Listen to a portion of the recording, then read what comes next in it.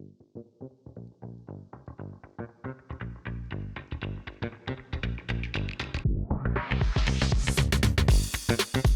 everyone, we're back at Rookie Mistakes. I'm Ethan and that's Jeremy. Today we're talking hockey, but before we do, we got to get the lowdown on the half marathon on Sunday. I know. Okay. Half marathon on Sunday was amazing. So happy I did it. It felt great to run, be with that group of people who's just super excited to be out there early on a Sunday morning in the freezing cold. That being said, my knees are in shambles. I feel like absolute shit today. It's so not fun. It was interesting because looking at your splits, you started off pretty hot, and then by I want to say 8-9, it went to 9:20, 9:36. That's what you were hitting. But honestly, you finished off pretty strong. It didn't go beyond 9:35. No, and I beat my goal by 24 seconds. That's I wanted awesome. to finish under 2 hours. I finished under 2, which was awesome. An hour, 59 minutes, That's and sick. 30 something. So seconds. did you see the time ticking and you're like, I gotta book it? I had it in my ear. Okay. Because I was listening on Strava. Nice. And I knew I was in a good spot because when I hit 13 miles, it was I don't know, an hour and 58 minutes. I'm like, all right, I just got to get 0.1 mile out of this. Yeah. But it was, okay, so I slowed down because on mile 9 of the race, there's a crazy uphill. It's just 2.5 loops around the park. Yeah. And higher up in the park, in 110th, as you go south, the hill sucks. So it just killed me. And the sad thing was I didn't think I was going that much slower, miles 10 through 12, but I was clearly. It's the infamous Harlem Hill, as they call it. It's pretty really? brutal. Yeah. Jonah talks about it all the time because he bikes that loop 4 or 5 times. Yeah, it's pretty nuts. Yeah, so it was amazing. So happy I did it. Thank you for your support. Of course. I'm glad to have a hype man with me. Of course. Along the way. I actually downloaded New York City Roadrunners. There's an app to track people, but I couldn't find the right race, and I tried to look up your name. But it wasn't through Roadrunners, that's Yeah. why. Yeah. Anyway, but it's the thought that counts. It is the thought that counts, and the NYC Run's official time is different from my Strava time, so I'm not using it. Yeah. Don't look at the website. Screw that. Yeah, but today we're talking hockey. Today we're talking Talking hockey. puck, and I don't know if you've had this, but whenever I tell people about the pod and what the concept is, without fail, every single person goes, "Oh, I really need that for hockey." That's actually really funny because I told Sarah that we were going to do hockey, and she's like, "Oh, your audience is really going to taper off after this one because she's like, no one cares about hockey." I'm like, I don't know, because you have a lot of people that don't know hockey. It's one of those sports that a lot of people are just I won't touch it. I have no idea how to trace the puck. What are all these random whistles being thrown out there? So yeah, but the best thing about hockey is the fights. Well, it's a crazy thing that hockey is a sport that condones fighting. Yeah. We'll get to it later on. Yeah. I agree with you though. It is kind of crazy they condone fighting. Sarah, I hope you're wrong. I feel like people want to be a little bit more educated on hockey. Yeah. I think it's difficult for people to get into because it feels like there's such a barrier knowledge-wise, but there really isn't. I think people just don't always give it a chance, and I think the reason people generally don't understand it is because we don't grow up playing it. It's such an inaccessible sport. It's crazy expensive to have skates and a hockey stick and a helmet and all the pads, and you need an ice rink to go to. It's really not an accessible sport. It's very hard for people to get to. So I think that's why generally people just don't know what it's about and don't really try to learn about it. I think that's true. I grew up in Chicago, so actually hockey's pretty big there because we have gnarly weather in the winter. Yeah. And growing up there, a lot of my friends had ice rinks in their backyard, so it was more accessible. But actually, I only moved there in 5th grade, so by that time, I moved from Kentucky, which had no ice whatsoever. So I was already late to the game. My friends were already freaking insane on skates. I just tried to jump on skates, and it's not that easy, let alone holding a hockey stick and doing stuff with it. So I never actually was able to pick it up. But I have a lot of friends who love hockey, whether it's ice hockey or even playing street hockey with rollerblades. It was big where I came from. Yeah, so. you're saying they didn't have ice hockey in Kentucky? They did not have ice hockey in Kentucky. Strange. Quick shout out also, our poll on last episode, the NBA logo is a silhouette of which NBA player. Yes, we only had 4 votes, but they were also split 2 votes to Jerry West and 2 votes for Michael Jordan. Okay. I did throw a vote in there saying Michael Jordan, so I did skew it a little bit, but I will say there was someone else who also thought it was Michael Jordan. Yeah. So shout out to whomever you are, and thank you for also being as naive as I am. Yeah, and I think there are other people who were too embarrassed to respond. I'm sure. Or they didn't know there was a poll there at all. So, yeah. So continue engagement on the poll, please. Yeah, for sure. But yeah, I think people are interested in this topic just because they that's the point of the show, right? We want to educate people. We want people to understand what's going on. And I think that's the goal. And how did you fall in love with hockey? Because is it really like a New Jersey thing? I don't know if it's a specifically New Jersey thing. I would say it is a specifically Canadian thing. Yes. But growing up, I had always had a passion for different sports. And when I was 7 years old, the New Jersey Devils, who's my favorite team, they were in the Stanley Cup final in 2003. And before the series started, my dad bought 2 tickets to Game 7, which is the championship game. Now, there's no Game 7 guaranteed. Yeah. And he didn't tell me about this. But the series ended up going 7 games, and I'm getting ready. I'm all excited to watch on my couch a few hours before the game, and he goes, "Hey, Jeremy, do you want to go to the game?" Wow. And pulls out 2 tickets to the game. We go. I'll remember that game forever. There was a guy behind me who spilled beer on me, bought me a hockey stick. But yeah, the Devils won 3-0. It was who'd they play? Absolutely incredible. They played the Anaheim Mighty Ducks at the time, who are now just the Anaheim Ducks. And I remember every goal that was scored. The stadium literally shook. The old Continental Airlines Arena in New Jersey, no longer around, sadly. But it was such a core memory for me. And ever since then, awesome. I've been hooked on hockey. So that part of it for me is like, I think why I became so obsessed with it. I also think hockey is one of the most impressive sports, and people don't really appreciate that. Ice skating on its own is an Olympic sport. Hockey is an entirely other sport, and they're doing both of them at the same time. They are elite skaters, and they handle the stick and a puck, and like all of the talent and athleticism that goes into it is incredible. So I just think it's a really, really impressive, awesome sport. I think that's fair. I will also say one of the reasons why hockey is so obscure is because the names of the teams, and I didn't study them, but the names of the teams, they're so weird. Like there's the Mighty Ducks, there's the freaking Predators, which honestly is a little bit insensitive. There's the Devils. It just sounds. I actually am a big Ultimate Frisbee player, and the Ultimate Frisbee names are ridiculous. It's like the San Jose Spiders, and you're just like, there's something that's just like a little bit unprofessional about these names, and hockey's the same way. I'm just gonna put it out there. I never really thought about it, and I'm gonna test you later on. Spoiler alert here. I'm gonna test you on which cities some of these teams are from. So it's absurd. It's actually ridiculous. But yeah, like there are natural disasters that are team names. Yeah, like I don't even know if the Hurricanes is a team name. If it isn't, it should. There you go. The Hurricanes are a team. Or like the Oilers. I don't know where these things are from. I just hear them through the grapevine. They're ridiculous names. Yeah. Anyway, not the point. Not the point. I do think you have a fair point just with how insane it is to both be able to ice skate really well, forwards, backwards, sideways, with a hockey puck, with strategy, with a hockey stick, with strategy, with teammates, always looking up. There's a ton of stuff that you need to be doing at the same time, so it's pretty crazy. Yeah, I think once people give hockey a chance, they recognize like how cool of a sport it is. I also just think it's by far the best sport to watch in person. Yeah. I think when you go to a hockey game, it is a sporting experience unlike anything else. Being in an arena where there's an ice rink and people are really like packed together, it's just so cool. Like I really don't think anything matches a hockey experience in person. So I think the best way to do it is like go to a game, see if you like it. Usually people get pretty hooked on it when they try it. Nice. All right. Well, I'll have to give it a try. Maybe we'll have our first offsite there. So. Ooh, I love that. A little rookie mistakes outing. If anyone wants to join, come with us. Sweet. So should we dive into training camp? Yeah. Give the people the basics. The basics of hockey. And this I really need. This is probably the first sport that I really know nothing about. Okay, that's good. That's good because you're the voice of the people, and you're going to ask the questions that the people need to hear. Yeah. So yeah, let's do it. All right. So to start off, to give you guys this simple how hockey works, how the game is structured, how the teams play, the game is split into 3 20-minute periods. Now that's unique, and a lot of people get confused by that because every other sport is 4 quarters. Yeah. Yeah. Obvious first question. Why is it periods and not quarters or halves or something else that's easily divisible? Because it's hockey. It's hockey. It's all just right, hockey. You've got to roll with it. So there are 3 20-minute periods.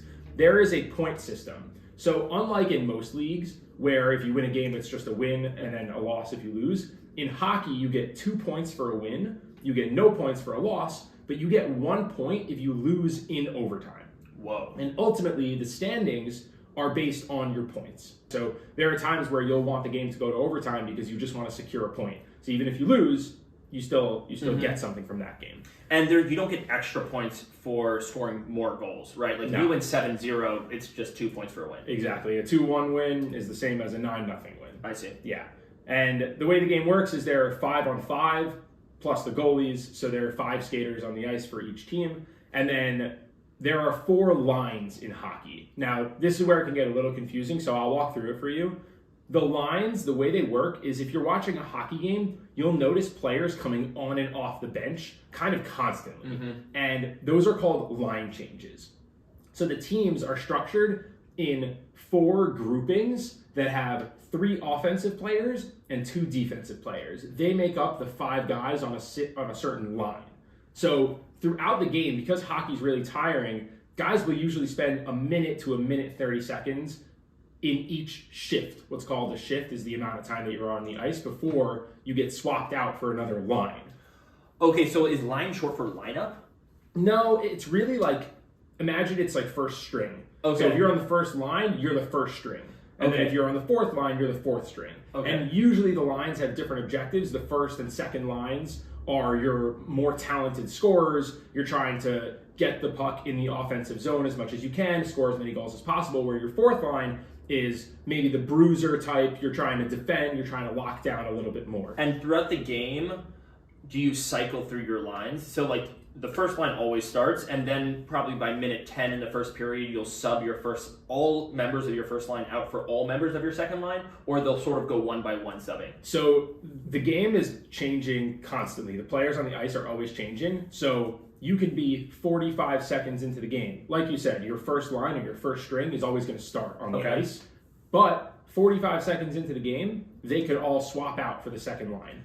But they can come back in, I assume? Yeah, absolutely. You can come back in and really at any time in the game. If you're down a few goals and you need your top lines, that's what your 1 and 2 lines are called, they'll come out and play on the ice a lot more. And they can rotate quicker, get a quick breather, come back on the ice. But you don't need to call a timeout to bring someone on. You don't need a stoppage in play to bring players on. You can just constantly rotate people. And are lines themselves, do they represent a certain style of play? Because like, for example, when I used to play FIFA, and I used to go on ultra attacking, right? It meant like we had a different formation that was more conducive to scoring goals versus parking the bus was like, okay, let's defend and let's just like not let them score. So is it like if I'm on ultra attacking, that's my 3rd line versus if I'm parking the bus, that's my 4th line? Or is it like sort of every man has their own specialty and a line just represents what string you are in your certain position? It's a great question. I think it more depends on the scenario or the circumstance of the game. Okay. So if you're losing, your structure, no matter what line you're on, is going to look different than if you're winning by 3 goals. If you're winning by 3 goals, you may put an extra defenseman on the ice because you just want to defend. You want to make sure the other team doesn't score. If you're down by 2 goals, you might sub in another offensive player. You might bring an offensive player up from the second line to the first line so that you can have more attackers. So I think it's more dependent on the actual situation of the game. Okay, and are there positions? There must be positions. There are positions, yeah. So if there are 4 lines and there are 5 people per line, then there's probably 20 people on a bench or part of a team. Yeah, exactly. Plus the goalies. Yeah, give or take, there are usually like 2 extra players just in case someone gets hurt. And then there's always a backup goalie on the bench as well. But yeah, the positions for hockey, there's a right wing and a left wing. Okay. There's a center. Okay. And then there are 2 defensemen. Okay. So the right wing and left wing are your main attackers. They're the guys who are going to score most. You have a center who also scores a decent amount. And then you have your defensemen who score on occasion, but they're really back to defend the net. And they're like formatted as like the number 5 on a 6-sided die. It's like the X. Exactly. It's 2 up, 1 middle, 2 back. Yeah, pretty much. And okay, last question about these lines. But you're not going to be like a 5th line player. You have to be 1 through 4. So there's no positions that maybe have more people in the lines, and there are positions with less. It's mostly like every position has 4 players and thus 4 lines. And that's sort of how it works. Roughly, yeah. Okay. Yeah, there are usually fewer defensemen on the team because you only have 2 on the ice at most times. Like most lines are comprised of 3 offense, 2 defense. Okay. So there are usually like 6 to 8 defensemen on a team, and then offensemen there are usually around 14 to 15 or 16. Okay. Yeah. Did not know any of that. I just always remember people coming on and off the ice randomly, and I'm like, all right, that's a sub. Yeah. I didn't really know how it It's works. not like basketball where you need a foul or you need a timeout. Like guys are just constantly cycling on. So also, the like, ice. what are the rules there? Because I feel like you could like sort of cheat and like not really get off the ice or like kick the puck as you're walking away.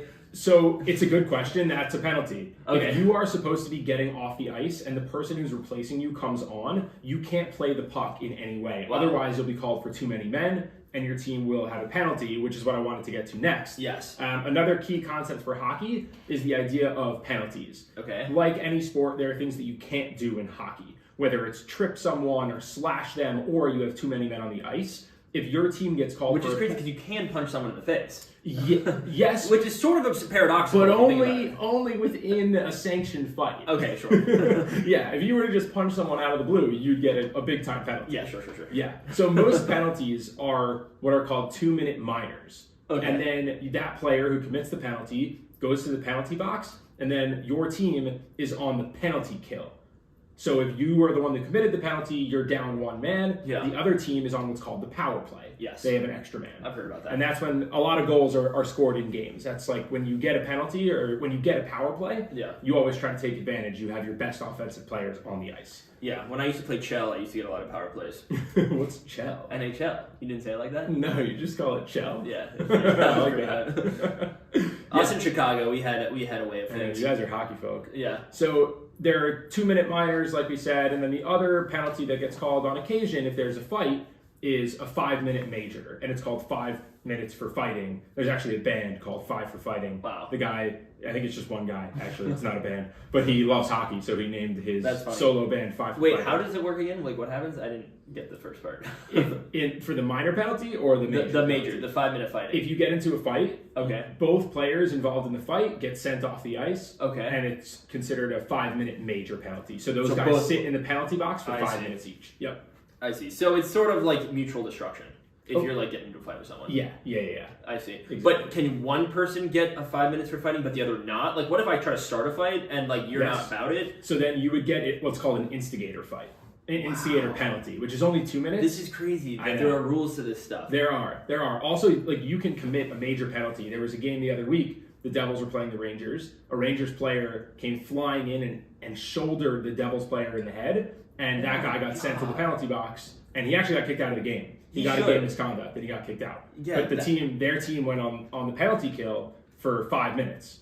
That's assault. That's honestly, that might be assault. I think you're right. Yeah. The other important note about penalties is that if you have a 2-minute minor and you're on the power play, as soon as you score, then the other team's player comes out of the penalty box and it goes back to 5-on-5. Yes.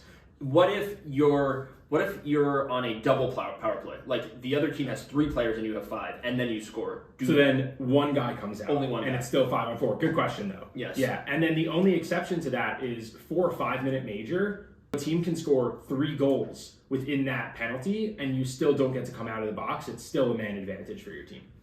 Nice. Yeah.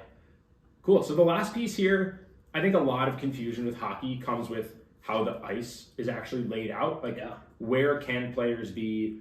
Why can they be there? And like, what's good with all the different lines? Yeah, a lot of like blue circles and red lines. A lot of circles and lines. So there's 4 quadrants. Okay. There are 2 halves and 4 quadrants. So in one half of the ice, there's the offensive zone and the neutral zone. On the other side of the ice, there's the offensive zone and the neutral zone. I see. The neutral zone are the 2 quadrants nearest center ice. Yeah. So that like middle half of the ice. Yep. And then on the opposite ends of that are the 2 offensive zones. Yes. Yeah.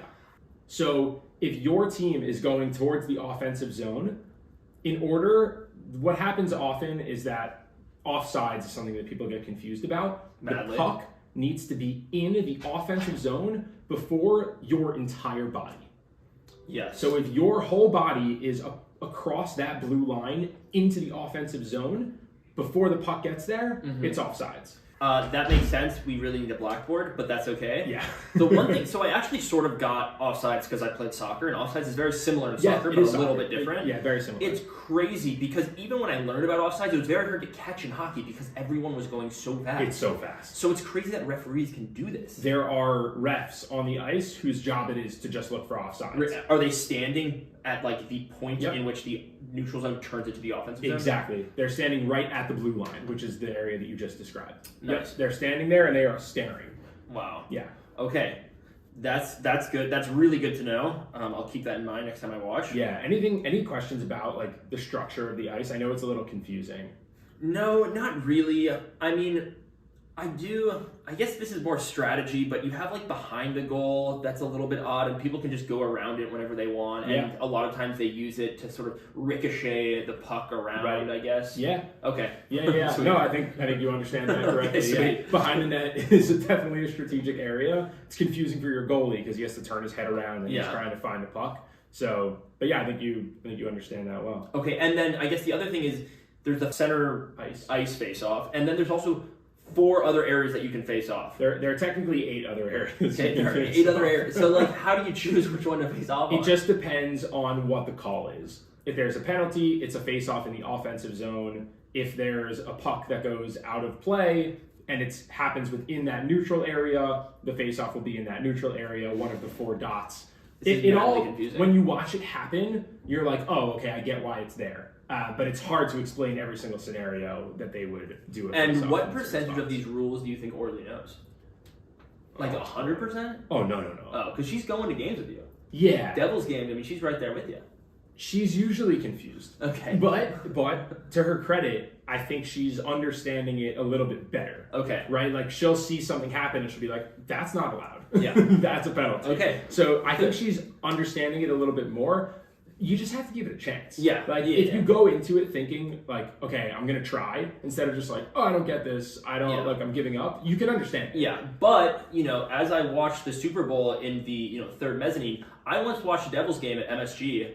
Actually, the Devils don't play at MSG. No, the Rangers do. I watched the Rangers game at MSG, and I was really high up there, let alone seeing the ice in the second row. I mean, when you're high up there, you gotta just sort of like feel the game, you know? A little bit. I guess we can skip ahead. I had some terms to know, but I want to skip ahead to our section that we're going to call Ask the Vet. Okay. These are questions that you guys submitted. We knew that hockey would be a good topic, a fun one for you guys to submit questions for. And I think it's worth getting into now because there's a lot of confusion out there about how the game works. And the first question I want to get to is what you're addressing now, which is about the puck. So Tony Newmark, who you guys might know as, I guess, not a Grammy winner yet. An up-and-coming musician. But a pop star. Yeah.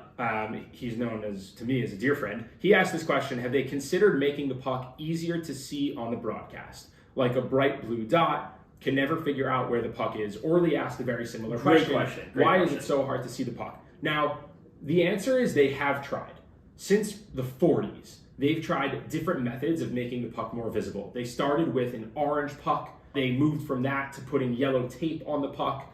And there have been iterations kind of throughout the evolution of hockey. And there are several reasons why those didn't work. First of all, the orange pucks, the players found them impossible to see. Wow. So although you could see it on the broadcast, the players were like, we can't track the puck. It's impossible.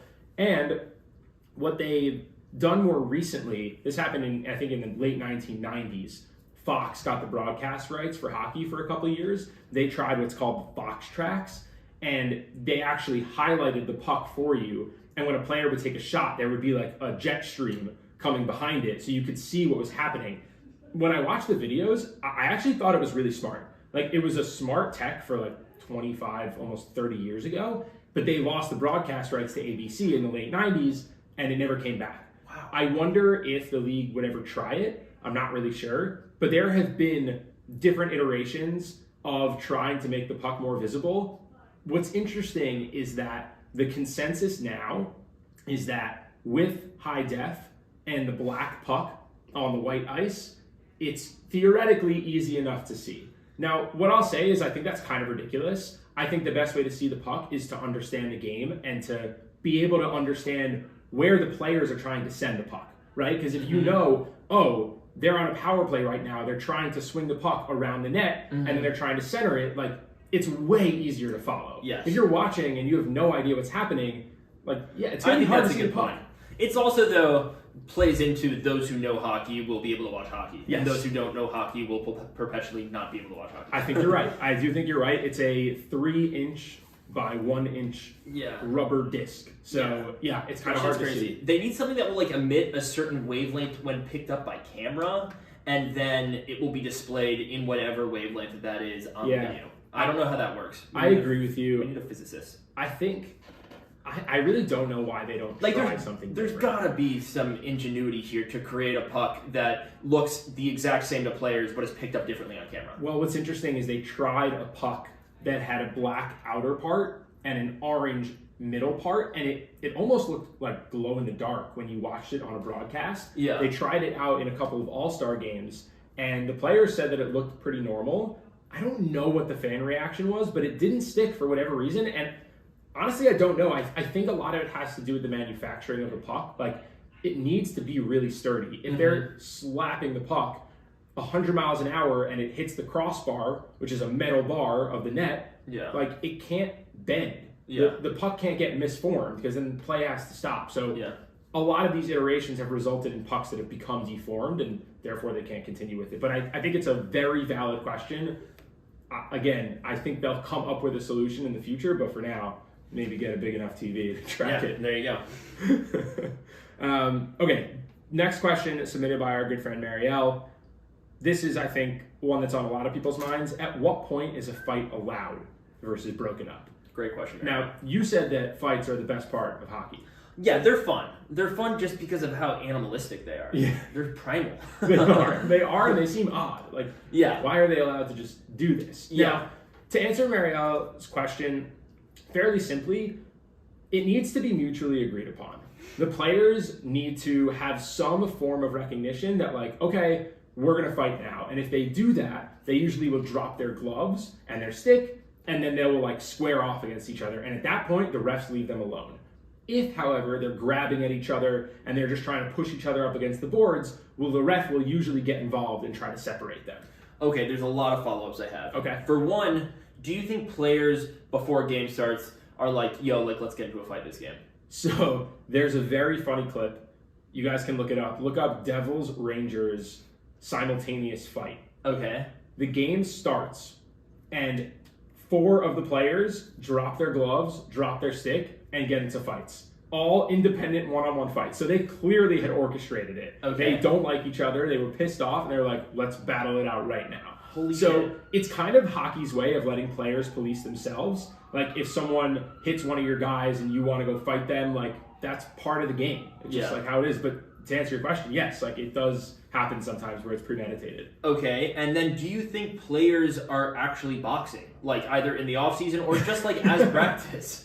I don't think so. No, you don't think so? I mean, maybe some of that. So it's all, like, good fun. If you're on the ice and you're ready to beat someone's ass, you're like, all right, let's do this thing. And, like, there is some, like, camaraderie involved. There definitely is, like, a mutual respect and understanding of how these fights go. And you'll notice after players get into a fight and go off to the penalty box, all the players on the bench will bang their stick against the boards in a way of, like, cheering them on. Like, all right, good work, boys. That's so funny.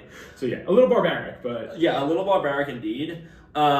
My brother asked a ridiculous question, but how come you can't get tried for assault on the ice if you beat someone up in other areas of life? It's a crime.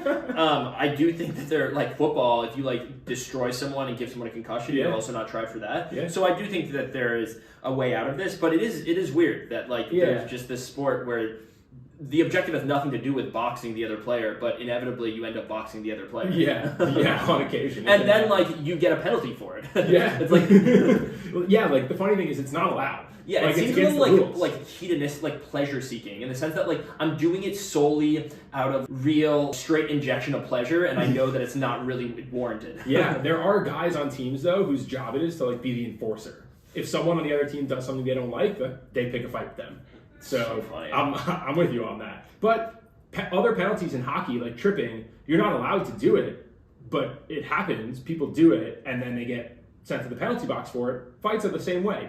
The refs aren't going to stop them because it's just part of hockey, but then you get penalized for it because it's not allowed. But like, why is it not part of football? I mean, like, you can holding's a part of football, right? And you would get penalized for it, but like, no one, taking off their gloves in football. Yeah, I think hockey has a lot of rules against certain types of dangerous hits, and it's just been part of the sport that like you stand up for your guys in a certain way, and fights are a part of that. And there's just a lot of mutual understanding. Sure. Oh, absolutely. I went to one game with Orly, and she's like, "I just want to see a fight," and we saw a fight, and it was epic. She was happy.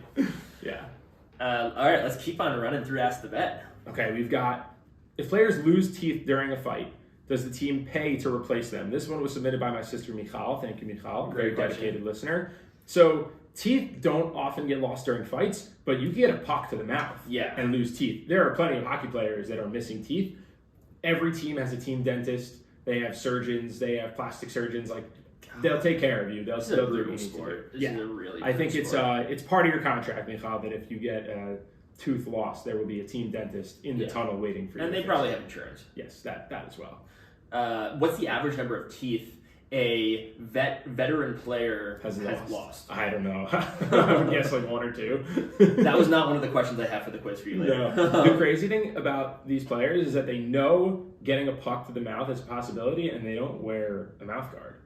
Makes no sense. Another crazy thing. Hockey players are just savage. Yeah. They're crazy, and they take pride in that. Like, Yeah. hockey players are the toughest athletes in the world. I mean, they'll get their teeth knocked out, go into the tunnel, get some Novocaine, and they'll come right back out on the ice. They are crazy. That's nuts. I mean, basketball players don't get their teeth knocked out, and Steph Curry always wears his freaking mouth guard. So, like, he's a wuss ball. Yeah, hockey players are a different breed. This is another good question for Marielle. Do you have to do anything while in possession of the puck, similar to dribbling in basketball? It's a great question. The answer is no. The puck just kind of slides across the ice, and you move around with the puck. What you can't do is you can't pass it with your hand. You can't pass it with your feet. But you can catch it and put it back down. Yes, if the puck is up in the air, you can catch it and put it down, but you couldn't catch it and then toss it to a teammate. That would be a hand pass. Okay. Yeah.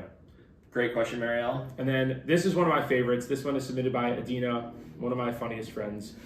You haven't met Adina yet, right? I don't think I met Adina. Oh, you got to meet Adina. But Adina was the one during the Super Bowl. Whose prop was outlandish things. Yeah, Adina's hilarious. Her question is, where do the hats go after they're collected from a hat trick? Now, let's take a step back and explain what a hat trick is. Ethan, do you know what a hat trick is? I do know what a hat trick is. All right, tell the people. The hat trick is when you as a player score 3 goals. Yes, exactly. And part of the tradition is that all the fans will take their hats off and toss them onto the ice. Nice. Now, this is a great question because it does not have one answer. The answer is that every team does something different with the hats.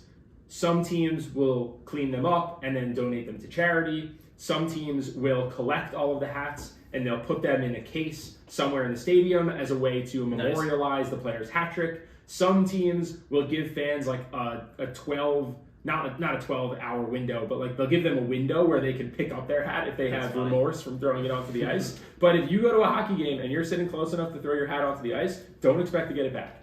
You're full of hockey fun facts. This is great. So speaking of hat tricks, do you know when it first appeared? I don't know when it first appeared. I know that the concept came from some guy in Canada who was rewarding players for scoring 3 goals in a game with like a hat. But I don't know like when exactly that happened. Okay, so I don't actually know if that's true, at least not the hat trick that Wikipedia says. Okay. But it first appeared in cricket, actually. Oh. It could have been in Canada, but I don't think so. It was in 1858. Oh. It was to describe this, I think, pitcher, H.H. Stevenson. He took 3 wickets with 3 consecutive deliveries. Nice. So I don't know cricket that much, but I know there are like 3 standing poles behind the batter, and you hit them to get them out. And he did it 3 times in a row. 3 times in a row. That was called a hat trick, and it was the first time that it was actually brought into like modern or like sports vernacular. The term was actually first used in 1865 in the Chelmsford Chronicle. It was eventually adopted by many other sports. And my first quiz for you, and I'm sorry, it's not really the quiz section, but this is pertinent to the hat trick discussion. Which of these sports is a hat trick not a term? Okay. Well, now I know that it's hockey and cricket.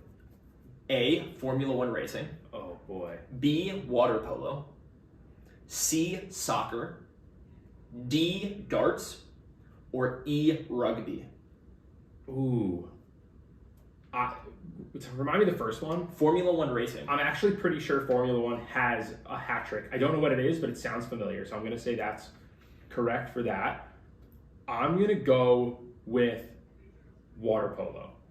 Water polo does indeed have a hat trick. The answer is darts. Darts. Oh, yeah, freaking darts. But darts seems like something that would have a hat trick. It like would, you hit 2 20s in a row, or triple 20s a hat trick. Hat trick. Not a thing. Darts are pretty electric though. Great sport. Great sport. Hopefully we'll be getting to that pod soon. I have a cousin who's actually a darts fiend, so hopefully we have him on. Yeah. Okay. He's really great. I actually went to a darts bar the other day. I'm a pretty big darts player. And dude, you love the most niche sports. I'm a big darts player, and I played really well in a darts tournament, and I ended up winning a pair of darts. It's not really a pair. I won 4 darts. Just like hardcore, like legit weighted. Yeah, darts? 16 ounce. I think I don't know. That feels heavy. Yeah, I think that's heavy. I think they're by grams. I don't know, maybe 65 grams, something like that. They're pretty That's nice. so sick. Yeah, but I haven't used them since. Okay. But anyway, so darts is cool. So you're pretty legit at darts. I mean, I do think that was an anomaly, my performance there. But I do think I'm pretty good. I'm better than the average darts player. I would say so. Yeah. That's pretty cool. You won a thing. I won a thing at darts. Okay, great question, Adina. Yeah. I actually thought that there weren't actually hats thrown onto the rink. Yeah. But there are. There are hundreds of them. Hat tricks are pretty rare. They're usually around 100 a season, and there are thousands of games that are played in a season. So it's not so common. So when it does happen, teams like to do something with that. It sort of feels like after your Huff tour when everyone throws you candy on the bema.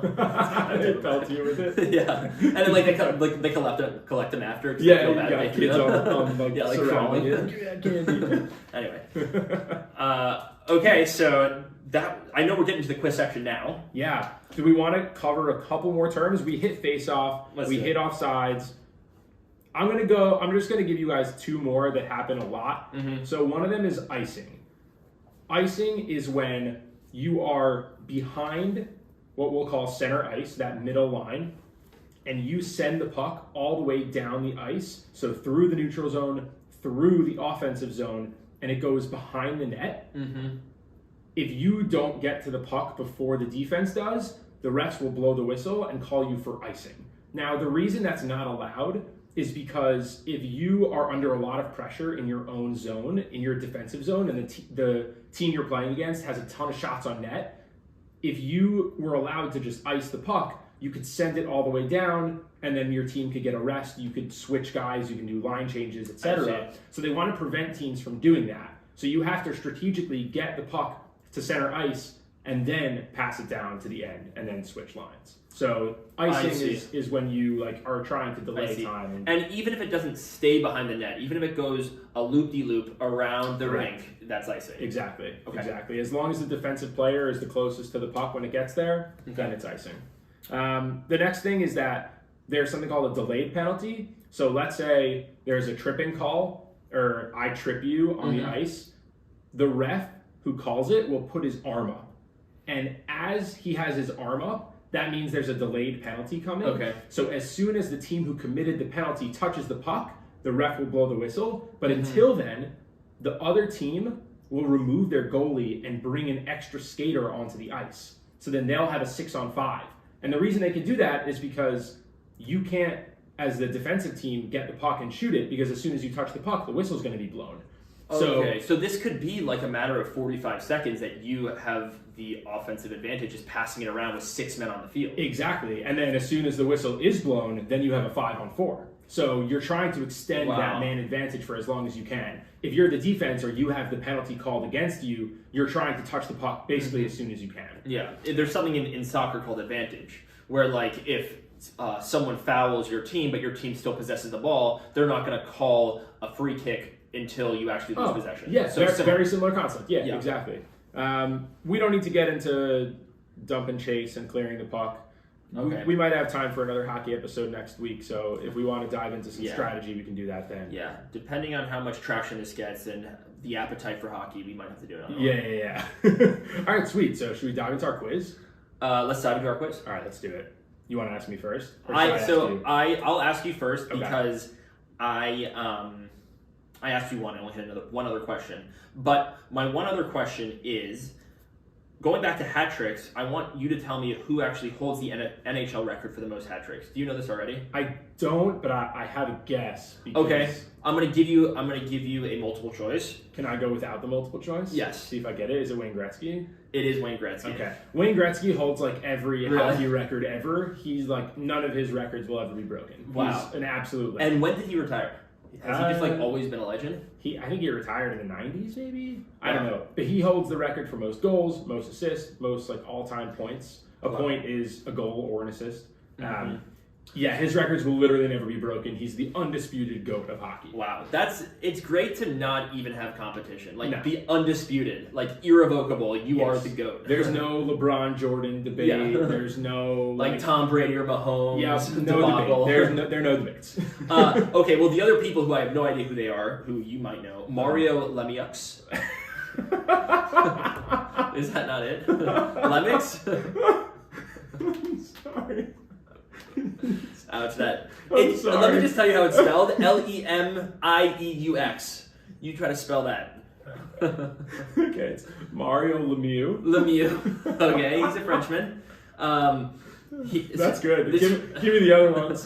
Gordie Howe. Okay, that one you got right. He is known as Mr. Hockey. He was a dominant force in the NHL for decades. Combination of skill and physical play likely led to many hat tricks throughout his illustrious career. Okay. But that was it. It was one of those three. You don't want to try reading other hockey names? I don't know any other hockey names, but honestly, I remember the last episode, we were going to do the same thing where I gave you stats of a player, and then you're going to tell me, and you're like, they're way too hard to pronounce. They are hard to pronounce. They are. Lemieux was definitely, that was bad. Lemieux is an all-time botch of his name. I love that. Sorry, we're going to clip that for sure. Okay, are we ready for me to quiz you? Yeah, we are certainly ready. Okay, so the quiz for Ethan today is we are going to give him a team name, and he needs to tell us what city they are from. Let's do it. Okay. Let's do it, baby. You guys can play along at home, all right? Your first team, the Senators. It's got to be Washington. Are they? Right thought. I mean, different country. Different country. Okay. It's not like Washington D.C. Like they're not. No. Okay, I thought it was sort of like a politically based team. No. Okay, I'll give it another try. I mean, it's got to be Canada. Like, there you go. It's not the Toronto Maple Leafs. No. So I'm going to say apply the same logic you used for Vancouver. Not the capital of Canada. Montreal. I don't know. It's Ottawa. Ottawa. That's not easy. The Ottawa Senators. Not easy. That's why I asked it. Not easy, and I must say, I don't know how many people know the capital of Canada, but maybe I take that back. All right. Let me look it up just to make sure I'm not being an idiot. No, it's Ottawa. Okay. Okay. Beautiful city. Look at these pictures. Wow. Yeah. All right. Your next team is the Blue Jackets. Wow. That's a beautiful name. That's giving me like doctor vibes, like white coat, like the Blue Jacket. Uh-huh. It's actually not a bad call. I mean, it's a northern state. It's got to be a northern state because those pompous fucks. I'm gonna say. I'll give you a hint. You do not like this state for a specific reason. Wow, that's interesting. Related to your time in college. Okay, it's going to be Cleveland. Not exactly. It's Ohio, though. It's Columbus. Columbus Blue Jackets. Columbus. Yes. All right, you ready for the next one? Yes. I'll give you a slightly easier one. Okay. The Avalanche. Colorado. There Let's you go. Nice. Honestly, the best part about names of hockey teams is they're actually descriptive of the state. They are. The Colorado Avalanche makes a lot of sense. Yeah, like Chicago Bears, not so much. But Yeah. Colorado Avalanche. Not that the Columbus Blue Jackets mean No, anything. but I did say they were. does. I did say they were in the north. Like I knew it was. Yeah, I don't know how you knew that. Because like Blue Jackets, you can just tell it's a little bit elitist. I guess so. I don't think of Columbus as very elitist. Yeah, I get No, it. no shade towards Columbus or anything, but all right, I'll give you another one that is also descriptive. Okay. The Blues. Seattle? No. Oh, I was thinking like it's always a blue in Seattle. You know what I mean? Oh, Like, I overcast. think music. The team's logo is actually like a play off of a musical note. Okay, is it like? God, this is embarrassing. No, dude. Is it like? You're not supposed to know this. Is it like Nashville? No, the Nashville Memphis? Predators are a team. Nashville Predators. That's fucked up. That could be triggering to people. I'm just gonna put it out You're there. not a fan of the Predators. No, it's Okay. a little just weird. Their logo is also like a crazy saber-toothed shark-looking thing. It's very scary. I'm telling you, man. Hockey's something different. Okay, The Blues play in St. Louis. St. Louis. I should have got that. That's I should have got that. All right, I'm over for it. Should I give you I'm 1 for 4. No, 1 for 4. 1 for 4. 1 for 4. You got the Avalanche. Should I give you a tougher one or an easier one? Tougher one. All right. The Wild. This is like Utah. Good guess. See, I'm getting the area of the United States right. Well, it's not the same area, but it's the right idea. Yeah. I think It's of a these little bit two like- states in the same ilk. The Wild. Arizona. No, Arizona Coyotes. Another weird one. Who also can be found in the wild, so not far off. That's true. The wild. Maybe Oregon. No. Should I tell you? Yeah. Minnesota. That's so tough. Minnesota Wild. Yeah. All right, give me the easy one. Last one. All right, the Islanders. New York. There you go. Wow. Let me give you one more. That was in my Another head. easy one. Yeah. Penguins. Pittsburgh. Bang. All right. Bang. I gave you tough ones. I knew it was Pittsburgh because I don't know if you heard, but Gordie Howe Played for the Penguins? played for the Penguins? No. Martin Lemieux played for the Pittsburgh Penguins. Mario Lemieux. Mario Lemieux, actually. Mario Lemieux played for the Pittsburgh Didn't Penguins. Gordie Howe play for the Stars? I don't know. Let me look it up. Also, you know what you didn't go over, which is a big part of hockey. He did not play for the No. Stars. Oh well. What did I not go over? You get points for an assist, a hockey assist. Yeah. Oh yeah. The term hockey assist. Yeah. That's the So thing. I mentioned that a point is either a goal or an assist. But if you haven't heard of the term hockey assist, what it means is you're not the person who passes it to the person who scores. You're the person who passes it to the person who passes it to the person who scores. So that's a hockey assist? That's what's called a hockey assist. And then a regular assist is just you pass it to the person who scores. In hockey scoring, they don't differentiate. But Really? in basketball, they'll use the term hockey assist because you can set up a really easy basket by passing it to one player in a great spot who then passes it to someone else who gets a layup. Do you think there are stats kept on basketball hockey assists? Probably not.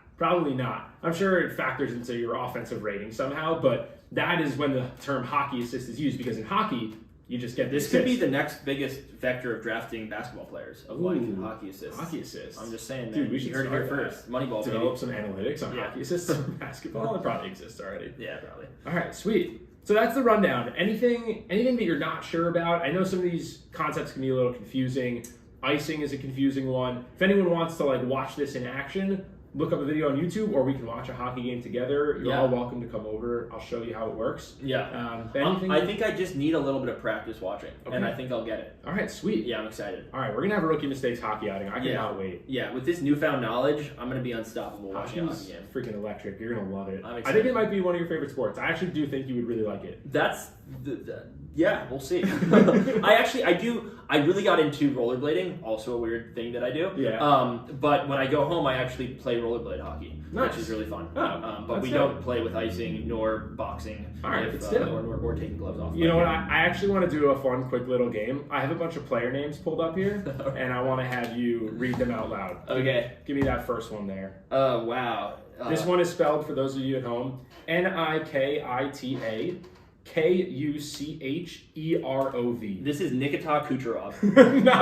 Not bad at all. Nikita Kucherov. Nikita, I was pronouncing like Wichita. Yeah. Wichita. Connor. Oh, so there's this other dude, Yeah. Connor.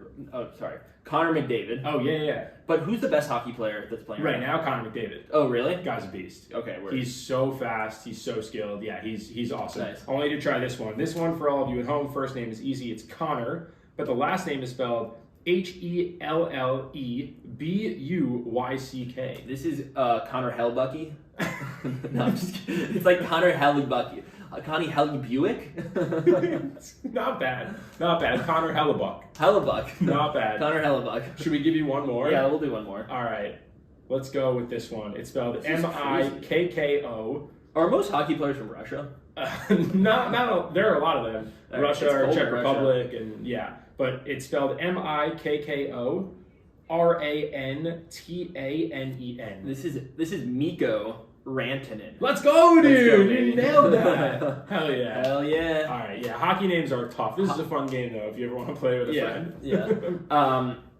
All right, shall we get into Hold My Beer? Yeah, let's do it. Let's do it. Wow, you just nailed Mikko Rantanen. Yeah, Look at you. Mikko. He's on my radar. All right, sweet. So for Hold My Beer this week, we wanted to do a quick check-in on our guy Nick Dunlap. Yes, our boy who didn't get paid out for the PGA Tour because he's 19 years old and was still in college. Correct. He, because he was an amateur, won a tournament, couldn't get paid the $1.5 million prize. However, we mentioned that he has since gone pro. Nice. He signed with an agency, and in his 2 tournaments since turning professional, he's won $32,000.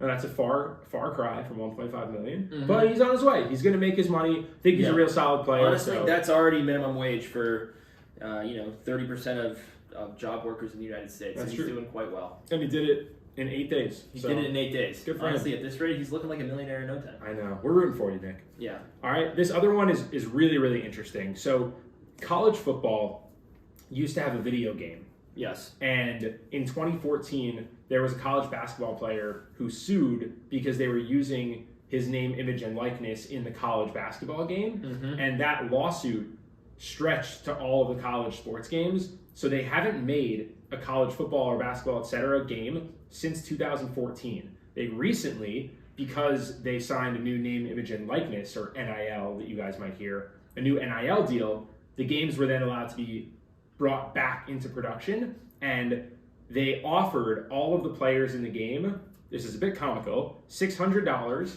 and a copy of the game. That's pretty ridiculous. Now, if you're a third string center on a random team in Division One, you might be like, cool, $600 and a free video game, like, nice. But if you're a star player and you're getting $600 in a video game, you're like, it's weird they didn't like prorate it to how good the stars are. I know. I guess it's hard to measure that, but yeah, you're totally right. It's absurd. What's funny, it's hard to measure that, but they're exactly measured based on whatever like number rating that player is in NCAA. That's a great call. They do give them ratings in the game. That's brilliant. Like Messi's a 92 on FIFA. Like just he's 92 out of 100 versus like a random other player's like a 76. Yeah, you're so right. And they would get into trouble if they just made everyone's ratings the same, because then why would you ever pick one team to play with over another? It's a great call. Anyway, there are players that are really up in arms about it. There are other players who are like, whatever, dude. I'm getting $600 and I wouldn't get that otherwise. So really interesting story to track there. We'll do a lot about college sports in the coming weeks as we get closer to March Madness, but there is a lot going on in terms of college athletes being paid, because they really aren't, they're not amateurs anymore. They are theoretically, for all intents and purposes, they are professionals. So the other thing is this is football. So how many college football players do you think there are nationally? Oh boy, thousands. Like probably like 30,000.